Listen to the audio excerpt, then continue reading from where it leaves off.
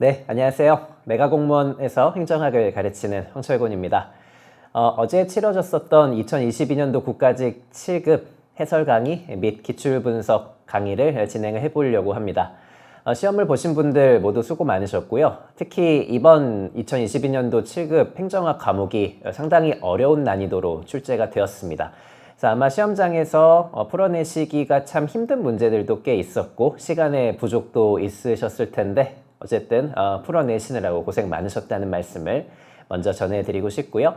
간단하게 총평하고 그 다음에 각각의 문제들의 출제 논점들을 좀 분석을 해보도록 하겠습니다. 자, 말씀드린 것처럼 이번에 7급 국가직 시험 문제는 난이도가 꽤 어려운 수준으로 구성이 되었습니다. 이게 이제 여러 가지 요인들이 있는데 근래 가장 어려웠던 행정학 시험이라고 볼 수 있고 여러 가지 요인들이 있는데 25문제 중에 많은 이제 문제들이 상당히 신경을 써서 변별력을 좀 가져가겠다라고 하면서 출제를 했어요. 그래서 전형적인 주제라고 할지라도 약간씩 형태를 달리하거나 물어보는 방식을 달리하거나 이런 식의 문제들이 꽤 많았기 때문에 변별력을 좀 가져가는데 집중을 하려는 그런 시험이 아니었는가 그런 생각이 좀 듭니다. 예를 들면 우리가 이 난이도 조절 의도를 완벽하게 갖고 가면서 아주 이 문제는 이제 난이도를 조절할 거야 라고 하면서 명확하게 출제된 문제들도 한 두세 문제 정도 있었어요. 그래서 조금 이따가 보여드리겠지만 이 문제들은 사실 대비가 어려운 문제들입니다. 그래서 실제 시험장에서 풀어서 맞추신 분들도 아마 제대로 알고는 맞추시지 못하셨을 그런 문제들도 일부 있었기 때문에 이런 문제들이 아무래도 심리적인 난이도를 올릴 수밖에 없는 것이고 사실 대부분의 학생들은 풀어내지 못했을 것이어서 아마 그 합격의 당락에 영향을 미치지는 않을 거예요. 근데 그럼에도 불구하고 실제 시험장에서는 당연히 이제 심리적인 난이도를 좀 올릴 수밖에 없는 그런 요소가 됐을 것이고요. 그리고 이거는 이제 7급 행정학 시험에 좀 두드러지는 특징이고 최근의 트렌드라고 보셔도 괜찮은데 우리가 이제 7급 국가직 시험 보시는 분들은 PSAT 시험을 보고 들어가신단 말이죠. 이 PSAT 시험을 보고 들어가시기 때문에 행정학 문제들도 그런 유형의 문제들이 최근에 꽤 출제되고 있습니다. 그래서 뭐 언어 논리나 상황 판단 유형의 글을 읽고 정보를 종합하고 판단하고 논리를 맞춰보는 이런 식의 문제들도 꽤 출제가 되고 있거든요. 이거는 PSAT 도입된 다음에 드러나는 좀 두드러지는 특징입니다. 그래서 이번 시험에서도 두 문제 정도가 언어 논리나 상황 판단 유형의 그런 문제들을 접목시킨 그런 출제가 있었어요. 자, 이런 문제들은 사실 시험장에서 정신만 바짝 차리면 풀어낼 수 있는 문제들인데 익숙하지 않거나 시간에 압박이 시달리다 보면 또 쉽지는 않을 수도 있습니다. 그래서 이런 문제들이 난이도의 상승을 좀 불러일으켰다. 그리고 조금 있다가 문제를 통해서 또 보겠지만 지방자치로 문제가 뭐 항상 뭐 출제가 되죠. 세 문제 정도 출제가 이번에도 됐는데 이번에 출제된 지방자치로 문제들은 사실 지방직 7급의 선택 과목인 지방자치론을 공부하셨으면 훨씬 수월하게 푸실 수 있는 그런 문제들이었거든요. 그래서 국가직하고 지방직을 동시에 병행하는 분들이라면 쉽게 맞춰내셨을 수 있을 것 같은데 국가직만 준비하셨던 분들이라면 약간 까다로웠을 그런 이제 문제들도 분명히 있었습니다. 그래서 전체적으로 보자면 한 4-5문제 정도는 틀려도 합격에 큰 영향은 없지 않을까 그런 생각이 좀 드는 꽤 어려운 그런 문제였다 이렇게 이제 보시면 되겠습니다. 그래서 이번에 7급 시험 보신 분들은 고생 많으셨다는 말씀 다시 한번 드리고요. 이제 이분들은 휴식을 좀 취하시고 이제 남은 분들이 계시죠. 2주 뒤에 치러질 지방직 7급 시험 그리고 내년도 2023년도 9급이나 7급을 준비하시는 분들은 이 인사혁신처 7급 문제를 꼼꼼하게 분석하셔야 됩니다. 이 문제들의 논점들을 잘 소화하시고 강약 조절을 잘 하면서 내가 갖고 갈 수 있는 것들을 잘 갖고 가실 수 있으셔야 되겠죠. 오늘은 그 작업을 한다라고 보시면 되니까 해설 강의 잘 보시고 여러분들의 것으로 제가 말씀드리는 논점들을 잘 수확하셨으면 좋겠습니다. 자, 그래서 요 2023년도 9급 대비 특히 2023년도 시험 대비한 훈련 도구로 잘 삼아주셨으면 좋겠고요. 꼼꼼하게 출제 논점들을 분석하면서 강의를 좀 진행을 해보도록 합시다. 1번 문제부터 한번 가보기 전에 통계치부터 한번 좀 가볼까요? 이 통계치는 그냥 가볍게 보시면 되는데 항상 뭐 행정학 시험 문제는 이렇게 6파트가 골고루 출제된다는 걸 확인해 두시면 되겠죠. 그리고 국가직 7급 시험은 25문제로 구성됩니다. 그래서 그거 감안하시고 잘 보시면 되겠고요. 그리고 난이도 측면도 보자면 뭐 하에 해당되는 문제들도 있었지만 보시는 것처럼 상과 중을 합쳐서 무려 한 40% 정도의 비중을 차지하는 이런 조금 어려운 시험으로 구성이 되었다. 그래서 상과 중에 해당되는 문제 중에서 6문제 이상을 맞춰낼 수 있느냐. 이게 녹록치는 않았을 것이거든요. 그래서 이렇게 이제 좀 어려운 시험이었다는 걸 보여드리고요. 우리는 이제 이 시험 문제들을 어떻게 활용할 것인지 여기에 집중하면서 1번 문제부터 한번 들어가 보도록 합시다. 자, 1번 문제 가볼게요. 자, 1번 문제부터 한 5번 정도까지는 그렇게 막 어려운 논점들은 없었는데 이 1번 문제는 조직 구조에 대한 가장 전형적인 문제인데 이 문제를 굉장히 깔끔하게 내려고 노력을 했던 그런 흔적들이 보입니다. 이 인사혁신처 문제들은요, 문제의 구성하고 그리고 문제의 구성 선지의 문장들 이런 것들 꼼꼼하게 보시는 것도 여러분들의 행정학적인 마인드나 독해력을 길러 가는데 굉장히 도움이 될 거예요. 그래서 어쨌든 이 문제는 조직 구조의 형태가 기계적인 구조랑 유기적인 구조로 구분된다라는 가장 기본적인 논리 구조부터 출발을 하는 것이고, 우리가 항상 이제 열심히 훈련하는 것처럼 기계적인 구조는 안정적인 상황에서 유기적인 구조는 불안정적인 상황에서 이렇게 적합하다라는 거 이제 공부를 하는 것처럼 1번하고 3번 선지는 그렇게 구성이 되어 있는 것입니다. 자, 여기 1번 선지는 이제 기계적인 구조는 뭐 안정적인 상황이라는 단순한 문장으로 구성된 건 아니고요. 일상적 기술을 가진 조직이 기계적인 구조라는 것을 파악해 두신 다음에 이 기계적인 구조는 공식화가 높은 구조다라는 이런 식의 논리를 정확하게 연결시킬 수 있는지를 이제 구성한 문장이라고 보시면 되겠죠. 그래서 우리가 행정학에서 많이 공부하는 것처럼요.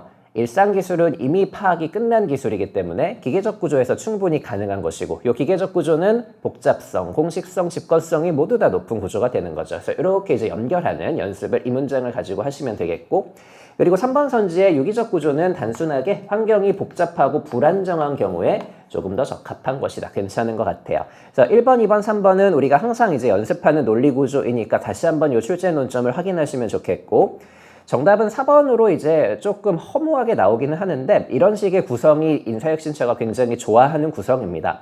4번 선지는 독해하는 문제예요. 이 선지는 이제 지식을 결합하기보다는 읽어내시는 문제라고 보시면 되겠고 1, 2, 3번의 지식을 확인하신 다음에 4번 선지에 나오는 것처럼 조직 구조는 조직 내 여러 부문 간의 결합의 형태다 좋은데 구성원 간의 상호작용과 왜 관련성이 없겠어요? 관련성이 충분히 많겠죠. 우리가 조직 구조 안의 인간관계라든지 아니면 조직들 간의 어떤 그 상호관계라든지 그런 것들이 중요하다라는 것도 당연히 조직 구조에서 우리가 판단을 해 나가야 되는 것이므로 항상 제가 말씀드리는 것처럼 이렇게 부정적이고 가능성을 차단하는 선지들은 조심해서 보셔야 된다. 여기에 출제 논점이 들어가 있기 때문입니다. 자, 1번 문제는 이렇게 우리가 전형적인 논점들을 다시 한번 확인하시고 그래도 이 논점들은 앞으로 반복될 것이니까 앞으로도 소화를 잘 해두시고 들어가시면 좋겠습니다. 1번 문제는 이 정도 보시고요. 자, 그리고 2번 문제 동기부여 이론과 관련해서도 이건 전형적인 출제 문장들이 출제가 되었죠. 그래서 뭐 여기에서는 제가 1번하고 4번 정도 살펴드리면 될 것 같은데 일단은 이 1번 선지는 이미 시험에 2번 정도 출제가 된 논점이고 다시 한번 출제가 되었네요. 우리가 엘덜퍼랑 메슬로우, 여긴 뭐 머슬로우라 나왔지만 이렇게 두 명의 학자를 비교하는 게 제일 중요한 출제 논점이 되고요.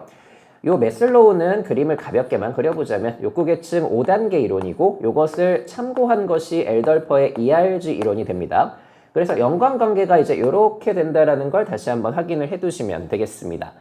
그래서 우리 메슬로우의 생리적 욕구, 안전 욕구는 여기에 해당되는 것이니까 엘덜퍼의 욕구 계층 중에서 E에 보통 이제 해당이 되겠죠. E는 존재 욕구라고 생각하시면 되겠고 R이라는 관계 욕구는 큰 상관은 없을 거예요. 그래서 이렇게 관계를 정확하게 알고 있는지를 물어보는 선지는 헷갈리시면 그림을 잘 그려보시면 됩니다. 그래서 이 그림을 잘 그려보셨으면 특별히 뭐 어려운 문제는 아니었을 거예요. 확인 가볍게 해두시고요. 그리고 요 2번, 3번은 괜찮고 4번 선지 한번 내려가 보시면 아담스의 공정성 이론에서 많은 분들이 조금 오해하시는 게 뭐냐면 물론 아담스의 공정성 이론은 알고 계시는 것처럼 불공정함을 지각했을 때, 불공정함을 느꼈을 때 동기가 유발되더라. 요거 맞긴 맞거든요. 맞는데 공정하다라고 느꼈을 때 동기 유발이 되지 않는 것도 맞단 말이에요. 이 두 가지 모두 다 맞는 말입니다. 그래서 요거 두 가지를 묶는 문장이 이제 출제가 가끔 되는 것이고 그게 요 4번 문장이라고 보시면 돼요. 그래서 요 문장도 비슷한 문장으로 몇 차례 이제 출제가 됐었는데 상대적으로 느끼는 공평함의 정도가 동기부여에 영향을 미친다. 그러니까 이 공평함의 정도는 공평하다라고 느꼈을 수도 있고 불공정하다라고 느꼈을 수도 있겠죠. 그래서 공정하다라고 느끼면 동기부여가 되지 않는다라는 얘기고, 불공정하다라고 느끼면 동기부여가 된다라는 것을 묶는 문장이 바로 4번 선지라고 보시면 되는 거예요. 그래서 공평함의 정도가 동기부여에 이렇게도 영향을 미치고 이렇게도 영향을 미치더라. 이런 식의 문장 구조가 되는 것이니까 4번 선지 오해가 없으셔야 됩니다. 자, 이렇게 다시 한번 좀 헷갈리는 논점을 확인을 좀 해봤습니다. 이 문제도 시험장에서는 그렇게 어렵게 풀어내지는 않으셨을 것이고 이건 손쉽게 잘 헤쳐나가셔야 되는 그런 문장이 됩니다. 앞으로도 잘 확인을 해두셔야 되고요. 그 다음에 이제 3번 문제 한번 가볼게요. 3번 문제는 처음 보셨을 때는 좀 당황하셨을 법은 해요. 이 문제 같은 유형은 그렇게 없었으니까. 네, 그럼에도 불구하고 여기에서 여러분들이 항상 이제 준비하는 파면과 해임을 구분하는 논점을 여기에서 이제 활용을 해두시면 되겠죠. 실제로 그것을 물어보려고 문제를 이렇게 이제 꾸며놨다라고 보시면 됩니다. 그래서 여러 가지만 다 좋은데 여기 이제 파면이라는 말이 나와 있으니까 우리가 파면하고 뭐를 비교하는 논점은 항상 준비를 해두셔야 된다. 해임을 비교하는 논점은 항상 준비를 해두셔야 되고요.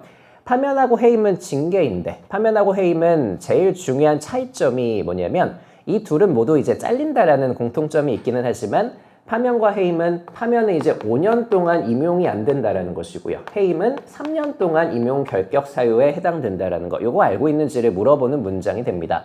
자, 그래서 2019년도에 파면 처분을 받았다면 5년 동안은 공무원이 되지는 못한다라고 보셔야 되겠죠. 그래서 지금 이제 2022년도니까 아직 5년이 되지 않았으므로 이렇게 파면 처분을 2019년도에 받은 이 병이라는 사람은 그 공무원으로 임용될 수 없는 사람이 된다라는 거예요. 그래서 이렇게 임용 결격 기간 5년을 정확하게 알고 있는지를 단순하게 물어보는 것이 아니라 약간의 사례로 구성하면서 응용을 할 수 있는지를 물어보는 신경을 쓴 문제라고 생각하시면 되겠습니다. 자, 근데 이 사람이 만약에 해임 처분을 받았다. 그렇다면은 아직은 공무원으로 해임 처분을 받았다면 3년이 이미 지났기 때문에 충분히 임용이 될 수 있겠다라고 생각하시면 되겠죠. 그래서 2019년에 3년을 더하면 2022년도 10월 13일이 되는 것이니까 만약에 해임 처분을 받았다면 이 사람은 공무원이 될 수 있는 것이거든요. 그래서 이 3번 선지는 파면과 해임의 차이점을 물어보려고 일부러 이렇게 그 날짜들을 조정해 놨다라고 보시면 되겠고요. 결국 중요한 건 뭐다? 이 두 가지를 비교하는 게 중요하다라는 것입니다. 이것도 다시 한번 확인을 해 두시면 될 것 같아요. 그리고 나머지 선지들은 참고만 하시면 되는데 예를 들면 이렇게 성년 후견이라는 것은 우리가 이제 피성년 들어만 두시면 돼요. 피성년 후견인이라고 해서 제대로 그 사고를 못하거나 판단을 못하는 사람을 피성년 후견인이라고 합니다. 그래서 피성년 후견인이나 아니면 이렇게 파산 선고를 받았거나 아니면 금고형을 선고받고 집행유예가 안 끝난 사람들, 이런 사람들은 원천적으로 공무원이 될 수가 없거든요. 공무원 임용 결격 사유 또는 당연퇴직 사유라고 생각하시면 되는데, 자, 이 사람들은 이미 이제 상황이 다 종료됐단 말이에요. 성년 후견도 종료되었고 파산 선고로부터 복권되었고 그리고 금고를 선고받고 그 집행유예 기간이 이제 끝났다라는 표현이 등장을 하고 있죠. 자, 이 사람들은 이제 임용이 충분히 될 수 있는 사람들이라고 보시면 되겠습니다. 반면에 아직 파면된 사람은 5년이 지나지 않았으므로 임용이 되기는 어렵겠구나. 이거 판단하는 문제라고 보시면 되겠죠. 자, 나머지 것들은 확인만 하시고 파면하고 해임을 비교하는 거 요거 하나 잘 챙겨가시면 되겠습니다. 되셨고요. 자, 그 다음에 4번 문제 가볼게요. 이 문제도 뭐 가장 기본적인 논점이기는 한데 우리가 이제 많이 연습하는 것처럼 정실주의하고 임용 역관제를 비교하는 거 요거 이제 제일 중요한 포인트 중에 하나이긴 한데 이 문제에서는 이 둘을 묶어가지고 역관제랑 그 정실주의를 묶어가지고 전체적으로 실적제랑 비교할 수 있는지를 물어보는 요 문장 구조로 이제 구성이 되었다라고 보시면 됩니다. 자, 그래서 이번 선지부터 한번 가보시면 여기 뭐 우리가 열심히 연습하는 것처럼 전문성이라든지 효율성이라든지 그리고 정부 관료의 역량 강화에 기여하는 거 이런 것들은 역관제라기보다는 실적제와 관련되어 있는 그런 표현이 되겠죠. 그래서 기본적으로는 역관제랑 실적제를 비교하는 포인트로 잘 풀어내시면 돼요. 잘 풀어내시면 되고 역관제랑 실적제는 항상 이제 비교 논점으로 출제가 되는 것이니까 잘 기억해 두시면 되겠습니다. 그래서 이제 3번에 뭐 잭슨 대통령은 역관제를 민주주의의 실천 원리로 제시했다느니 아니면 4번 선지에 나오는 것처럼 국민에 대한 대응성을 높인다라는 측면, 그래서 지금도 일부 정무직들, 뭐 장관과 차관들에 대한 역관주의적인 인사가 충분히 가능한 것이고요. 자, 이런 것들은 이제 역관제에 대한 어떤 그 장점이라고 생각하시면 되겠고요. 그리고 1번 선지는 우리가 이 영국의 추밀원령 알고 계시면 좋다라고 제가 수업 시간에도 말씀드리는데 펜들턴법은 1883년이고 영국의 추밀원령은 1870년입니다. 둘 다 이제 실적제와 관련되어 있는 법령들이라고 보시면 될 거예요. 참고 삼아 보시면 되겠습니다. 자, 그래서 여기에서는 이 정실주의와 역관제를 비교하는 것보다는 둘의 성격이 어느 정도는 살짝 비슷하기 때문에 이 둘을 실적제랑 비교할 수 있는지 뭐 이렇게도 물어볼 수 있겠죠. 어쨌든 여기에서는 역관제랑 실적제를 비교하는 것에 집중하시면 크게 문제는 없을 거예요. 이렇게 이제 준비하시면 되겠고요. 그 다음에 5번 문제로 바로 가봅시다. 자, 이 5번 문제도 올해죠. 올해 이제 국가직 9급에도 거의 비슷한 문제가 출제됐던 것처럼 이 관료제는 특히 개념을 물어보게 되어 있거든요. 그래서 이 개념은 크게 두 가지인데 관료제의 특징과 관련되어 있는 개념들, 뭐 예를 들면 비개인성이나 비정의성이라든지 관료제의 어떤 직업성이라든지 이런 특징에 대한 개념을 물어보기도 하고요. 그리고 관료제의 병리 현상, 이런 문제점에 대한 개념을 물어보는 문제라고 보시면 되겠죠. 그래서 여기에서는 3번하고 4번에 관료제의 병리 현상으로서 훈련된 무능이라는 것과 동조과잉이라는 것의 개념을 정확하게 붙여놨는지를 확인을 잘 해두시면 되겠고, 이 훈련된 무능은 우리가 이제 관료제는 기본적으로 분업화를 취하고 있는 것이기 때문에 각각의 분야에서는 전문성이 있기는 한데 다른 분야에 대해서는 업무 능력이 떨어지게 되더라. 이것을 내 분야에서는 잘 훈련했는데 다른 분야에 대해서는 무능한 훈련된 무능이라고 표현을 하게 됩니다. 이것도 중요한 문장 중에 하나니까 다시 한번 보시면 되고요. 자, 그리고 우리 동조과잉이라는 건 그런 거잖아요. 동조과잉은 목표하고 수단이 있을 때 이 수단이 압도하는 현상을 동조과잉이라고 표현을 하게 됩니다. 그래서 우리가 동조과잉은 목표대치 현상하고 뭐 거의 비슷하다라고 보시면 돼요. 목표대치가 더 강화되는 이런 상황이 바로 동조과잉 현상이라고 보시면 되는데 옆에 있는 문장은 이런 얘기를 하고 있는 건 아니거든요. 이게 적극적으로 새로운 과업을 찾아 실행하기보다 현재 주어진 업무만을 소극적으로 수행하는 거. 보통 이런 것들을 뭐 무사 안일이다, 복지 부동이다 이런 식의 이제 표현을 쓰게 되죠. 그래서 동조과잉하고는 결이 다른 문장이라는 걸 파악해 두셔야 됩니다. 자, 이 문제에서도 여러분들이 뭘 잘 기억해 두시고 훈련 포인트로 삼으셔야 되냐면 관료제는 특징하고 병리 현상의 개념을 꼼꼼하게 물어본다라는 거예요. 이걸 잘 알고 계셔야 됩니다. 실제 관료제는 그런 문제들이 거의 대부분 출제될 테니까 앞으로도 개념에 집중하시면서 정리를 해 두셔야 되겠구나. 이런 이제 감각을 잘 갖고 가시면서 확인을 해 두시면 되겠습니다. 되셨죠? 자, 5번 문제는 이렇게 이제 확인해 두시면 되겠고, 자, 그 다음에 이제 6번 문제로 한번 가봅시다. 자, 이 6번 문제 전문 경력관 제도는 7급에서는 처음으로 출제가 되었습니다. 자, 근데 이 전문 경력관 제도는 우리 공부하신 분들이라면 아시겠지만 9급에 이미 2번이나 출제가 됐어요. 그래서 우리가 보통 7급에서 쌓이면 9급으로 넘어오는 경우가 많지만요. 거꾸로 가는 것들도 굉장히 많습니다. 그래서 전문 경력관 제도가 이미 9급에서 2번이나 출제가 되었으므로 7급으로 넘어왔구나 이렇게 이제 확인을 해두시면 되겠고, 그래서 우리가 기본적으로 전문 경력관 제도에 대한 개념 정도는 알고 계셔야 되고 여기에다가는 우리가 법을 읽는 훈련을 해두시는 이런 이제 훈련 도구로 잘 삼으시면 되겠습니다. 자, 여기 나와 있는 전문 경력관 제도는요, 전문 경력관 규정이라는 것이 있어요. 이게 그 대통령령이거든요. 그 전문 경력관 규정이라는 대통령령을 여러분들이 공부하고 들어가실 수는 없어요. 그렇게 이제 공부를 하시는 건 바람직하지도 않습니다. 그래서 제가 항상 이제 법령과 관련된 학습을 어떻게 하고 실제 시험장에서 문제를 어떻게 풀어내야 되는지 이제 말씀을 계속 드리기는 하지만 먼저 여러분들이 알고 있고 기출된 문장들을 제거한 다음에 처음 보는 조문들은 합리적으로 읽어보실 수 있으셔야 된다. 이게 굉장히 중요한 일종의 공무원이 되기 위한 소양이라고 보시면 되거든요. 그래서 그런 것들을 체크하기 위해서 문제를 구성하는 것이지 여기 나와 있는 예를 들면 3번 선지 같은 요 조문을 정확하게 알고 있는지를 물어보는 건 아니에요. 3번 조문을 읽고 이게 이상하다라는 느낌이 들 수 있는지 그걸 이제 체크하는 문제라고 생각하시면 됩니다. 자, 그래서 이 3번 선지, 정답 선지 가기 전에 일단은 먼저 기출됐던 포인트들부터 먼저 확인을 좀 해보자면 4번 선지부터 확인을 해두시면 되는데 전문 경력관 제도는 우리 일반 공무원 직위 중에 하나라는 거, 이게 제일 중요한 출제 포인트 중에 하나거든요. 우리가 이제 그 9급 시험에서도 이걸 2번이나 출제를 했습니다. 그래서 이 일반직 공무원은 원칙적으로 우리가 1에서 9계급제를 취한다라는 이런 식의 표현이 들어가게 되는데 전문 경력관 직위를 따로 빼서 지정하는 이유는 이 원칙으로부터 벗어나는 예외에 해당되기 때문이에요. 그렇기 때문에 단독으로 시험 문제로 많이 구성이 되게 됩니다. 자, 그래서 요 전문 경력관 직위는 일반직 공무원과 같은 계급이나 어떤 직위분류제가 적용이 되지는 않는다라는 것을 1번에서 보여주고 있는 것이고, 이게 일반적인 계급 구분과 직군 및 직렬의 구분을 적용하지 않는다라는 얘기이고요. 전문 경력관 제도는 독특하게 가군, 나군, 다군으로 이렇게 이제 구분을 하는구나. 그러니까 예외적인 어떤 체계를 따른다라는 걸 확인을 해 두셔야 되겠습니다. 그래서 이 4번, 1번, 2번 선지를 가지고 이미 우리가 출제됐던 논점들을 확인해 두시면 되겠고요.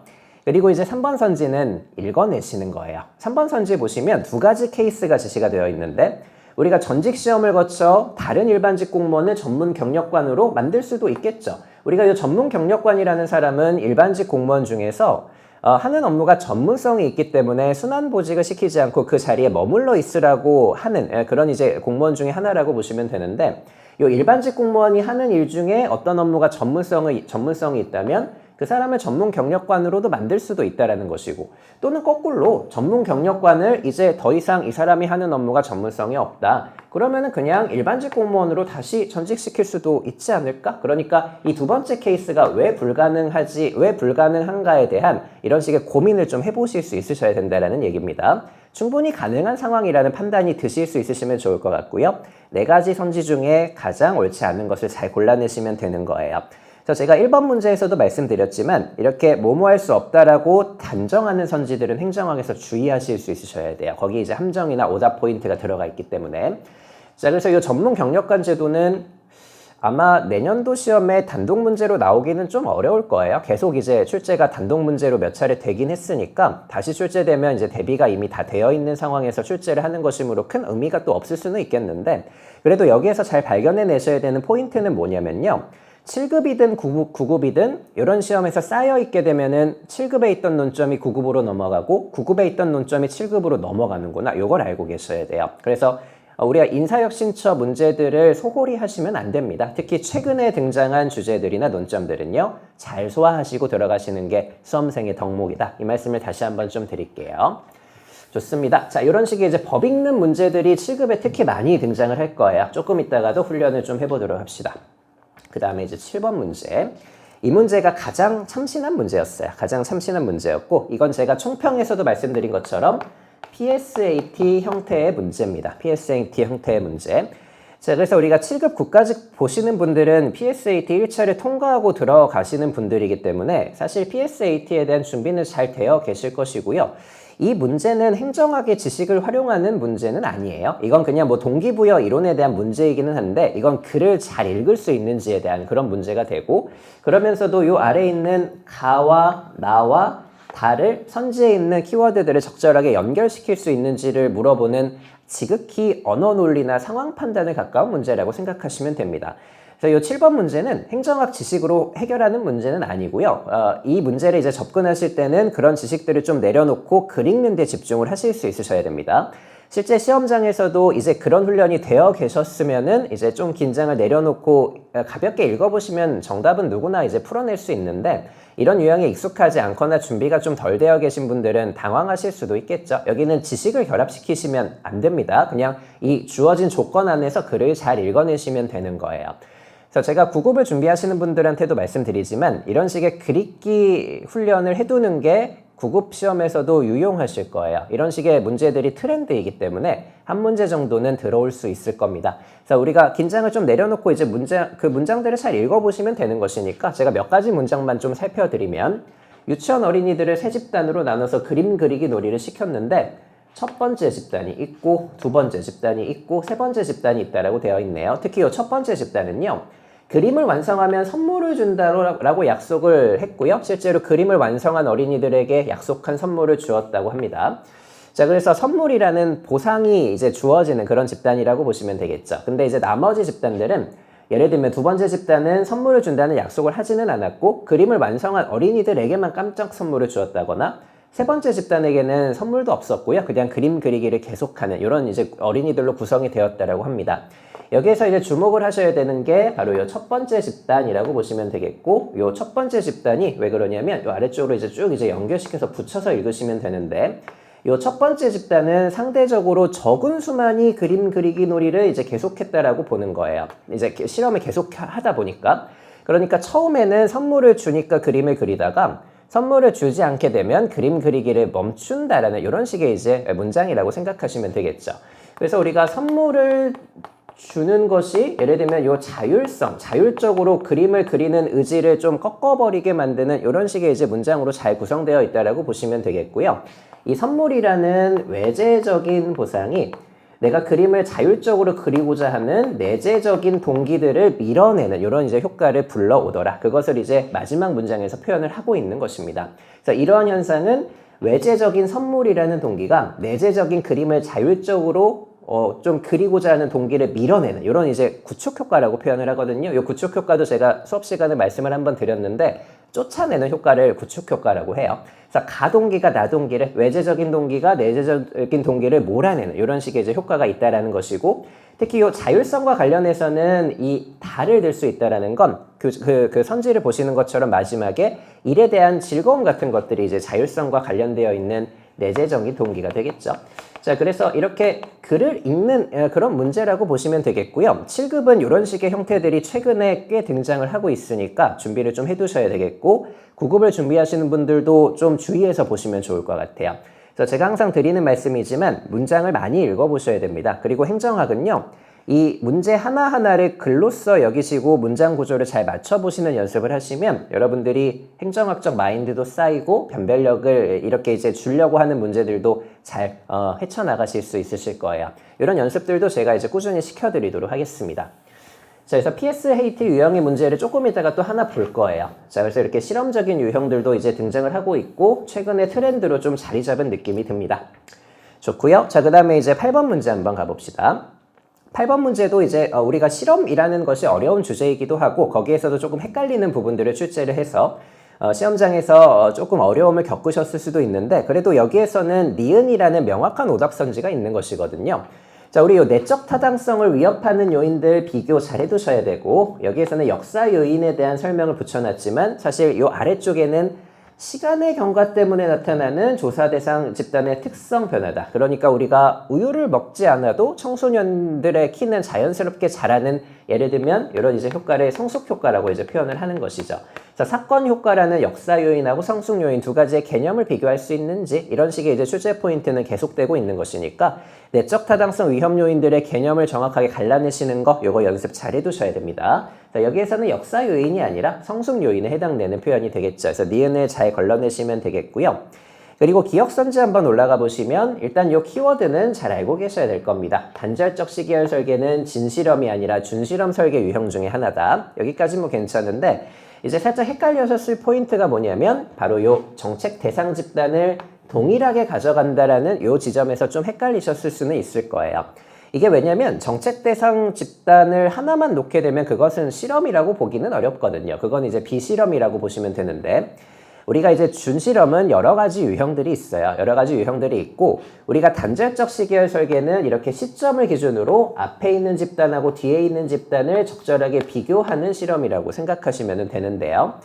이렇게 이제 비교를 할 때 물론 요 집단하고 요 집단이 달라지면 좋겠지만 동일 집단을 가지고 실험을 하려는 현실적인 어려움이 있을 수도 있는 것이거든요. 현실적인 한계가 있다면 이 둘을 비교할 때 동일 집단에 대해서 이 전과 후를 비교할 때 여러 번의 측정을 하면은 어느 정도 실험에 가깝다라고 보는 거예요. 그래서 이게 한 차례의 실험을 통해서 사전과 사후를 단순하게 비교하게 되면 그것은 실험이라고 보기는 좀 어렵겠지만 우리가 동일 대상 집단에 대해서 평가를 하더라도 여러 번의 사전 사후 측정을 하게 되면 그것은 비실험의 약점을 좀 극복하면서 준실험에 가까워질 수 있다라고 보는 이런 아이디어라고 생각하시면 되겠습니다. 그래서 이 단절적 시계열 설계도 여러 가지 방식이 있는데 뭐 이런 방식도 가능하다라는 걸 한번 익혀두시면 될 것 같고요.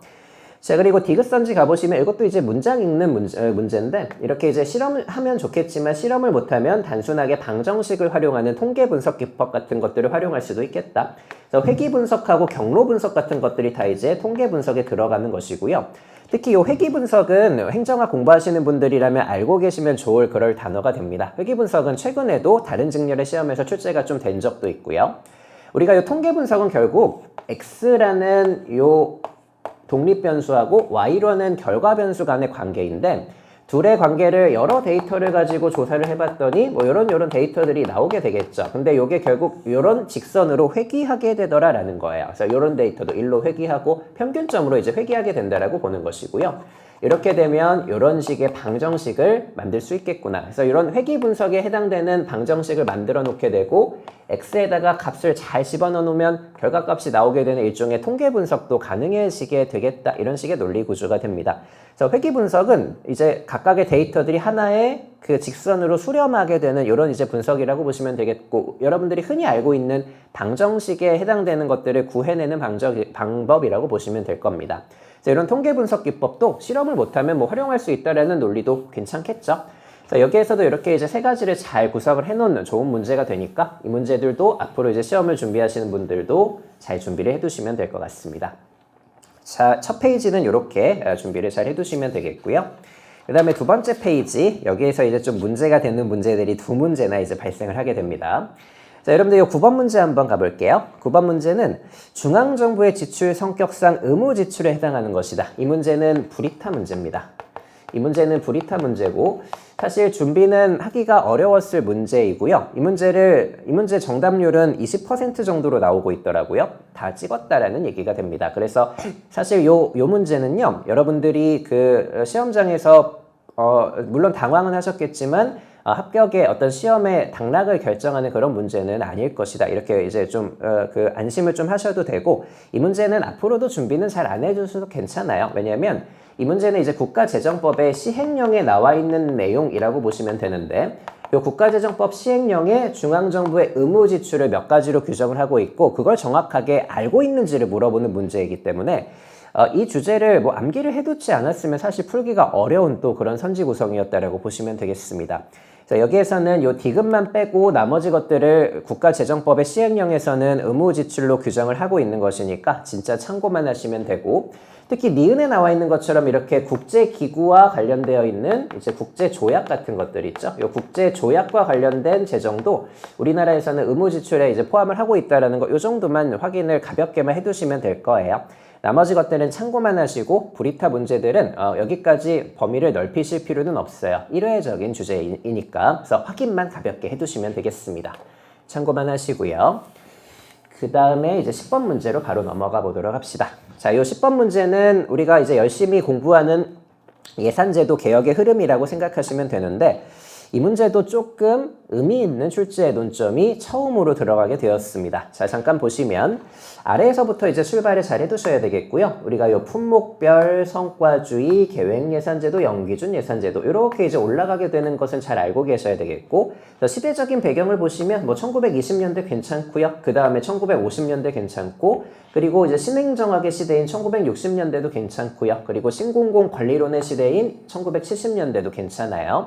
이렇게 시대적인 배경들은 뭐 괜찮은데, 이 안에서 이제 거의 처음으로 구성된 출제 논점이 뭐냐면 3번에 성과주의 예산제도하고, 우리가 이 연기준 예산제도 그 다음의 흐름은 신성과주의 예산제도가 된단 말이죠. 최근에 이제 등장한 이 신성과주의 예산제도를 기존의 성과주의 예산제도하고 비교하는 논점, 사실 이것은 굉장히 귀한 논점입니다. 그래서 3번 선지에서 이거를 이제 잘 확인해 두시고 연습을 해 두시면 좋을 것 같은데, 우리가 성과주의 예산제도하고 신성과주의 예산제도는 거의 결이 같아요. 거의 결이 같지만 몇 가지의 차이점이 있기 때문에 신성과주의라고 하겠죠. 그리고 그것은 차이점이라기보다는 조금 주목하는 지점이 다르다라는 것을 확인을 해두시면 좋을 겁니다. 여기 보시면 이제 첫 번째 줄에 산출이라는 개념이 나와 있고 성과라는 개념이 나와 있다라는 것이죠. 기존의 성과주의 예산제도는 산출이라는 그냥 눈에 보이는 그 산출량에만 집중을 했다라는 것이고요. 요 산출 이후에 성과라는 건 일종의 정책 효과에 좀 더 집중하는 개념이 등장하게 되었다라고 보시면 되겠고, 이런 실질적인 성과에 좀 더 집중하는 것이 바로 신성과주의 예산제도가 됩니다. 그리고 특히 이렇게 결과에 대한 책임이라는 표현도 제가 신성과주의에서 굉장히 많이 말씀을 드리고 있는 포인트인데, 이 결과에 대한 책임을 일종의 성과에 대한 계약이라고 표현을 할 수 있는 것이거든요. 그래서 지금 이제 성과가 났다면 내년도 예산을 올려주고, 지금 성과가 나지 않았으면 내년도 예산을 깎는, 이런 식의 책임을 지게 만들거나 계약을 하게 만든다는 이런 식의 표현들은 옛날의 성과주의 예산제도가 아니라 1990년대 이후에 등장하는 신성과주의 예산제도의 특징이라고 보시면 되겠습니다. 그래서 이 3번 선지에서는 성과주의 예산제도하고 신성과주의 예산제도를 비교할 수도 있겠구나. 요거를 확인을 해두시면 될 거예요.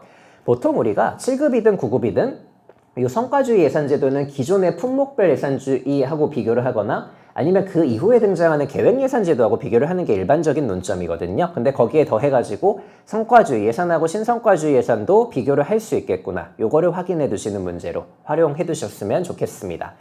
자, 그래서 이 10번 문제도 잘 출제한 문제고요. 앞으로도 앞으로 출제될 출제 논점을 잘 담고 있기 때문에 이것도 잘 챙겨가시면 좋을 것 같습니다. 10번 문제 이 정도 확인하시면 되겠고요. 자, 그 다음에 이제 11번 문제. 여기까지 이제 7, 8, 90 요 문제들이 조금 이제 까다로웠고 11번 문제부터 15번까지는 또 수월하게 쭉 나갈 수 있습니다. 자, 11번 문제부터 한번 가봅시다. 정치행정 이원론 가장 기본적인 주제고요. 정치행정 이원론 나오면 정치행정 일원론하고 비교를 하시라. 우리가 이제 오답선지는 요 일원론으로 구성이 되기 때문이고요. 1번, 2번, 3번은 다 이제 정치행정 이원론에 해당되는 표현이 되죠. 정치행정 이원론은 정치와 행정을 구분하자. 그래서 정치는 결정, 행정은 집행 이렇게 두 가지로 구분하자라는 얘기를 합니다. 자, 그래서 이렇게 두 가지로 구분하자. 그래서 정치하고 행정을 두 가지로 구분하자라는 거. 행정은 전문적이고 기술적인 영역으로 규정하자라는 거.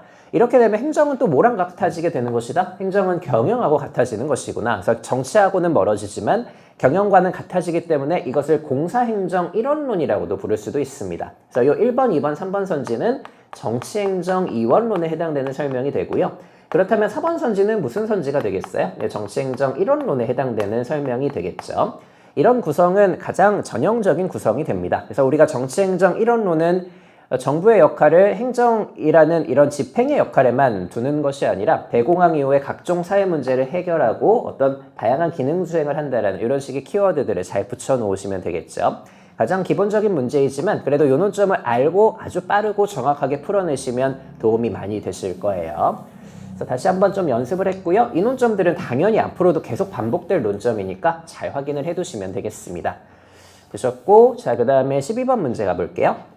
자, 이 정부 실패의 요인들, 정부 실패의 원인들도 제가 항상 이제 강조드리지만, 물론 우리가 시장 실패의 원인하고 정부 실패의 원인을 구분하시는 것도 중요하지만, 꼼꼼하게 물어봅니다. 그래서 정부 실패의 원인의 개념을 정확하게 알고 있는지, 이것도 제가 많이 연습시켜 드리는 포인트고요. 여기에서도 X, 비효율성, 지대, 추구, 파생적 외부 효과, 내부성이라는 전체적인 정부 실패 요인들을 알고 있는지를 물어보고 있는 것이고, 특히 제일 많이 물어보는 게 요 X 비효율성이거든요. 왜냐면 요 X 비효율성은 정확한 이제 개념이 뭐냐면 정부는 독점적인 존재란 말이죠. 그래서 요 정부가 독점적이기 때문에 그 안에 있는 관료들이나 구성원들이 나태해지고 방만해지더라. 그러면서 발생하는 비효율들을 X 비효율성이라고 표현을 하는 겁니다. 이런 식의 정확한 설명이 들어가줘야 되는 것이고요.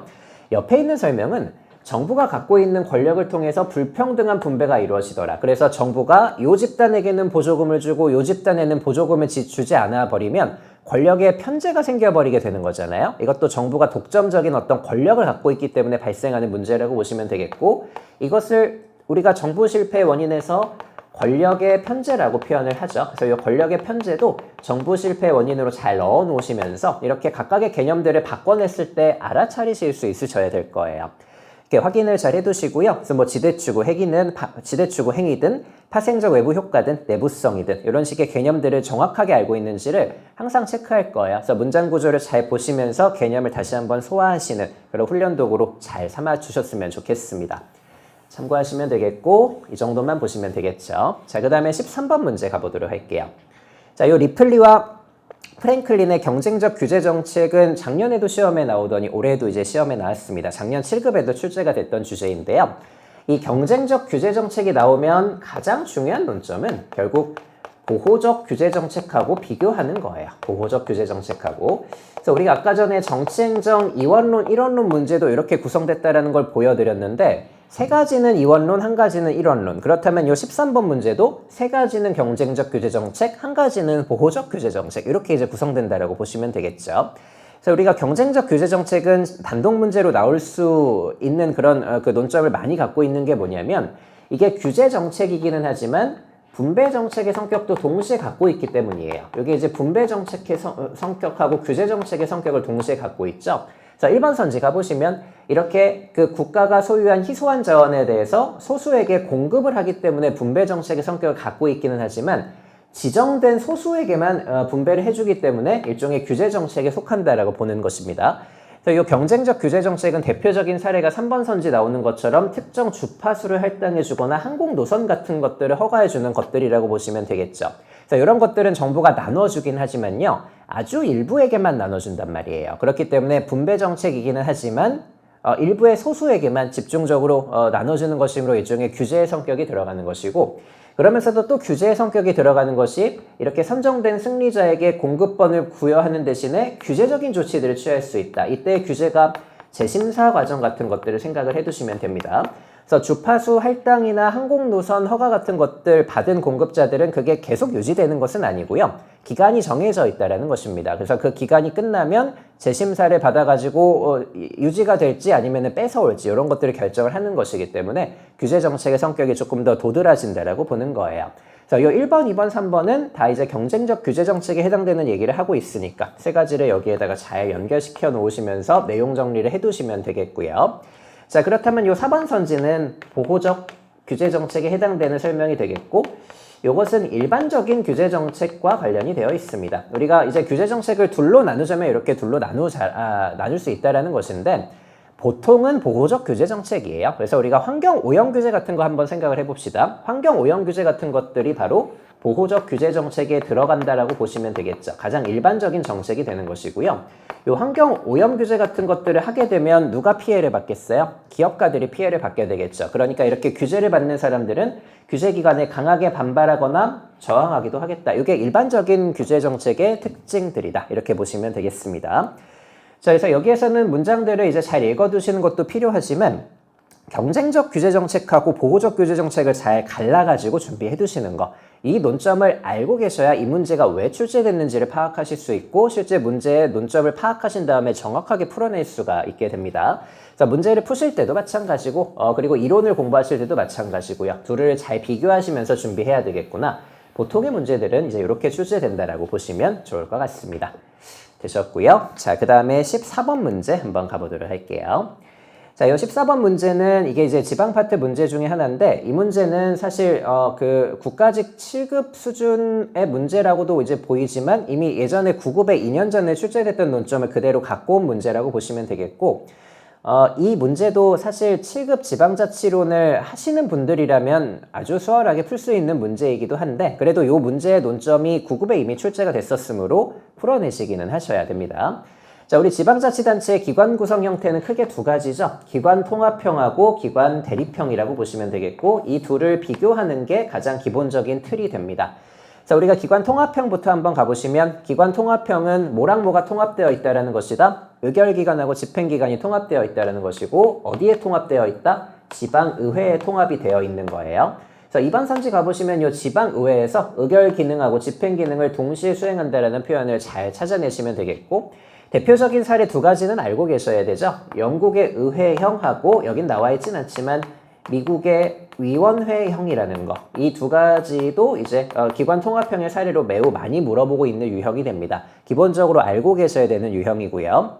그리고 통합형 이렇게 살펴보셨으면 4번의 기관 대립형 가보시면 기관 대립형은 의결 기능하고 집행기관을 분리시켜 놓는 것이죠. 이렇게 되면은 견제와 균형이라는 이런 식의 이제 장점이 생길 수도 있는데 견제와 균형은 좋지만 사사건건 대립하거나 마찰하게 되면 효율성이 떨어질 수 있다는 문제점도 있을 거예요. 그래서 이건 이제 문장을 잘 읽어내시면 되겠고 기관 통합형하고 기관 대립형을 아주 스무스하게 잘 읽어내신 다음에 추가적인 논점을 잘 발견내시면 되겠죠. 이미 9급에도 출제됐던 것처럼 기관 대립형을 또 나눌 수 있다는 것이고요. 우리가 기관 대립형은 크게 두 가지, 강시장형하고 약시장형으로 구분될 수 있다는 거. 요거 알고 계셔야 되는 논점입니다. 우리가 기관 대립형은 4번 선지에서도 보신 것처럼 의결기관인 의회하고 집행기관인 자치단체장이 분리되어 있는 것이란 말이죠. 근데 그 둘 중에서도 집행기관인 시장의 역할이 더 강한 유형이 있을 것이고 시장의 역할이 더 약하면서 이것은 일종의 강의회 형태라고 생각하시면 되겠죠. 의회가 조금 더 강한 유형도 있을 거라고 보시면 되겠습니다. 자, 그래서 요 강시장 형태에서는 시장이라는 집행기관이 훨씬 더 많은 영향력을 행사할 것이고요. 반면에 약시장 형태에서는 의회가 훨씬 더 강한 영향력을 행사할 것이다. 이걸 가지고 문장을 읽어보시는 그런 이제 문제라고 보시면 되는데, 약시장 의회형이라는 것은 다시 한번 보시면 의회의 역할이 훨씬 더 강한 기관 대립형이라고 보셔야 돼요. 이렇게 되면 시장이라는 자치단체장이 고위직 지방공무원 인사에 대해서 의회의 동의를 구해야 되겠죠. 왜냐하면 의회가 강한 그런 이제 역할을 하기 때문입니다. 시장이 맘대로 임용권을 행사할 수 없다라는 얘기를 하고 있는데, 그 다음 문장은 또 이제 완전 다른 얘기를 하고 있다라는 거예요. 근데 이런 반면에 시장은 지방의회 의결에 대한 거부권을 가진다. 이렇게 지방의회 의결에 대한 거부권을 가지는 건 강시장 형태의 기관 대립형이 되겠죠. 그래서 약시장형하고 강시장형의 특징을 정확하게 구분할 수 있는지를 이 문장을 가지고 물어보고 있다라고 보시면 되니까, 강시장 형태, 약시장 형태 두 가지 비교하는 거 요거 준비 잘 해두시면 되겠습니다.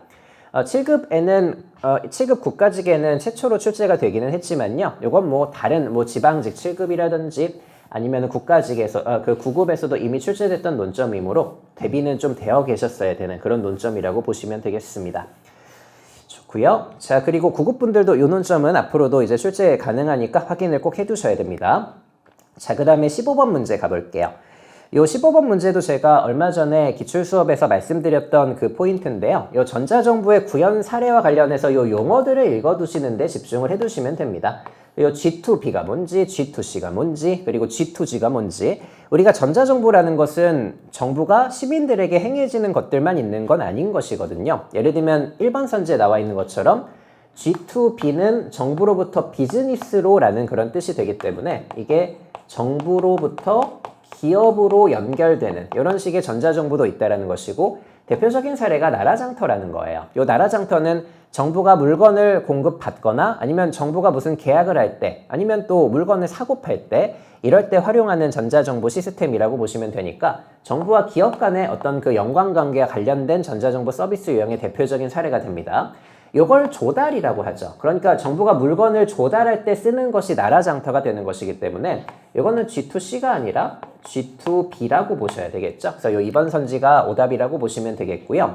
요 G2C라든지 아니면 G4C도 이제 마찬가지라고 보시면 되는데, 이거는 정부가 시민을 위해서 하는 일종의 전자정부 서비스, 가장 전형적인 전자정부 서비스라고 보시면 됩니다. 정부가 시민을 위해서, 그리고 정부가 시민을 위해 하는 것들을 G2C, G4C 뭐 이렇게 이제 표현을 하게 되겠죠. 커스토머로 간다라는 거예요. 그래서 민원 업무와 관련된 것들, 이런 것들을 이제 G4C나 G2C라고 표현을 할 수 있겠구나. 괜찮은 것 같고요. 그리고 이제 정부끼리 운영하는 전자정부 서비스도 있어요. 그거를 거버넌트로부터 거버넌트라고 해가지고 G2G라고 표현을 하는 것이고, 이거는 정부하고 정부 간의 업무를 추진할 때 전자정부 서비스를 활용할 수 있다는 것이고, 대표적인 게 온나라 시스템입니다. 이 온나라 시스템은 알고 계셔야 되고요. 온나라 시스템은 전자결제 시스템이에요. 그래서 내부에서 업무 처리의 전자화를 내용으로 하고 있는 대표적인 사례라고 보시면 되겠죠.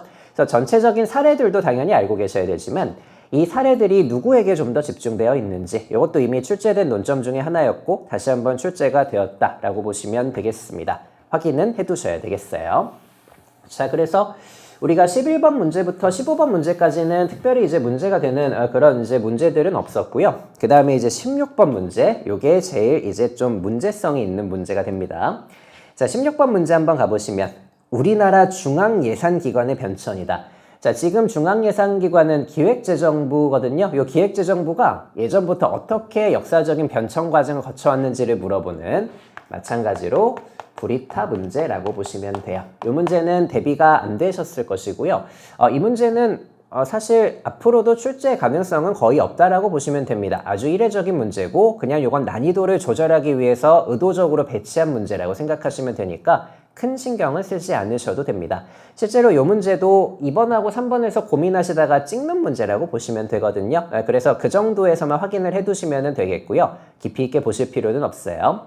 자, 그래서 이게 이제 오답으로 어떻게 구성되어 있는지만 보시면요. 지금은 4번 선지부터 한번 가보시면, 지금은 기재부 예산실이라는 곳이 중앙예산기관의 그런 역할을 담당하고 있는 것인데, 기재부가 생긴 지는 그렇게 오래되진 않았습니다. 예전에는 다양한 기관들이 있었겠죠. 이 기관들이 어떻게 생겨났고 어떻게 분할되고 어떻게 합쳐졌는지를 알고 있는지 물어보는 그런 문제라고 보시면 되는데, 이번 선지 가보시면 1961년도에 경제기획원이라는 곳이 생기게 되고요. 그때 재무부라는 것도 동시에 있었거든요.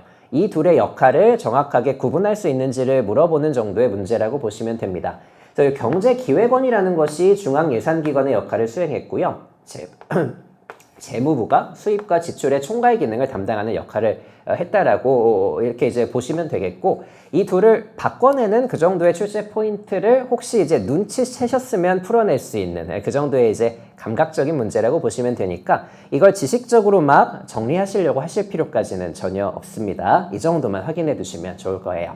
이건 불이타 문제니까 일회적인 문제라는 뜻이고요. 특별히 신경 쓰지는 않으셔도 됩니다. 그냥 이 문제 정도에 집중을 하시면서 가볍게만 읽어보시면 되는 그 정도를만 활용하시면 되겠습니다.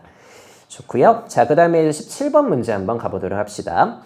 자, 이 17번 문제도 특히 이제 9급을 준비하시는 분들도 좀 주목하셔야 되는 유형이죠. 제가 항상 강조드리는 것처럼 요새 문제는 이런 식으로 많이 나와요. 그러니까 이 문제는 읽어보시면은 신행정학이라는 것을 발견해 내실 수는 있으셔야 됩니다. 예를 들면은 뭐 여기 이제 제가 항상 수업 시간에 말씀드리는 1960년대 미국에서의 사회적인 문제들 이런 것들을 해결하지 못하더라.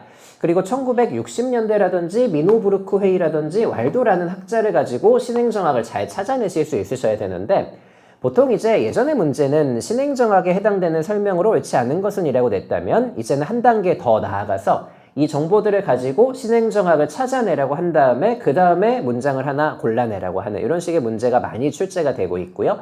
7급에서 가끔 출제되다가 이제 9급으로도 넘어오게 되는 이런 식의 트렌디한 유형이라고 보시면 되니까 준비를 좀 해두시면 되겠습니다. 자, 그래서 이 나머지 것들은 뭐 신행정학의 특징들, 예를 들면 고객 중심의 행정이라든지 시민, 참여라든지 가치라든지 실천적인 성격, 적실성의 회복, 그리고 4번에 이렇게 어떤 그 형평성을 실현해야 된다는 정부의 적극적인 역할들 다 좋은데, 우리가 이 신행정학은 능률성하고는 별 상관이 없죠. 신행정학은 형평성을 강조하는 이론이라고 보시면 되겠고, 논리실증주의나 행태주의를 비판하면서 등장하는 후기 행태주의라는 것, 이 후기 행태주의가 바로 신행정학의 가장 커다란 흐름이라고 보시면 되겠습니다. 이 두 가지를 비교하는 논점은 항상 이제 출제가 되고 있으니까요. 기존의 과학성을 중시하면서 행정연구를 과학적으로 하겠다라는, 그러니까 문제 해결에 집중을 하지 않고 행정연구의 과학화에 집중하는 논리실증주의나 행태주의를 비판하면서 등장하는 사회문제 해결에 집중하는 신행정학 두 가지를 비교하시는 건 항상 이제 준비를 해두셔야 되는 논점이니까 다시 한번 여기서 확인을 해두시면 되겠습니다. 자, 그래서 이 문제는 뭐 그렇게 어려운 문제는 아니지만요. 이 문제의 유형에 조금 집중을 하시면 좋겠고, 특히 내년도 시험을 준비하시는 9급 분들 이런 문제 유형에 익숙해지셔야 실제 시험장에서 당황하지 않으실 겁니다. 좋고요. 자, 그 다음에 이제 마지막 페이지로 한번 넘어가 보도록 합시다. 우리 7급 문제는 25문제이기 때문에 시험지가 보통 3장으로 구성이 됩니다. 자, 18번 문제로 한번 가보도록 할게요. 자, 이 18번 문제도 어려운 문제였고요. 이 18번 문제는 아주 예전에 출제됐던 기출 주제라서 아마 많은 분들이 완전히 깊숙하게 보지는 않으셨을 거예요. 자, 근데 이 18번 문제는 어찌됐든 간에 이미 지금 이제 7급 국가직에 굉장히 자세하게 출제된 거의 최초의 사례라고 보시면 되는데, 내년도 시험을 준비하시는 분들은 이 주제를 이 문제 안에서 정도는 정리를 좀 해두실 수는 있으셔야 될 거예요. 그래서 이 정책결정 요인론이라는 주제를 아주 깊이 있게 보실 필요까지는 전혀 없고요. 이 문제가 출제 논점을 아주 잘 담고 있는 그런 문제가 됩니다. 그래서 이 문제를 정리만 해두시면 충분하시니까 그 시간을 좀 가져보도록 하겠습니다.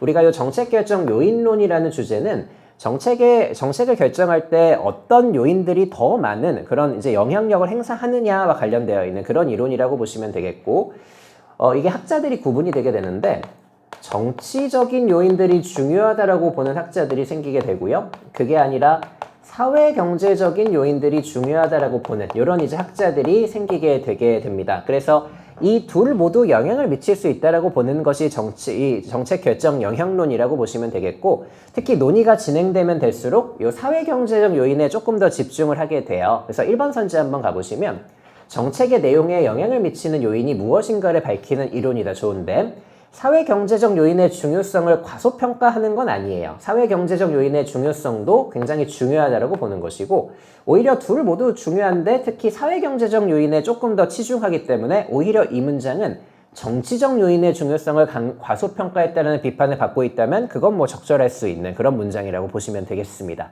어찌됐든 둘 모두 중요하다고 보는 게 정책 결정 요인론이라고 보시면 되겠고, 그렇다면 이제부터는 이 정치적인 요인을 중요하게 생각한 학자들이 있을 것이고 사회경제적인 요인들을 중요하게 생각하는 학자들이 있겠죠. 이걸 갈라내는 연습을 좀 해볼게요.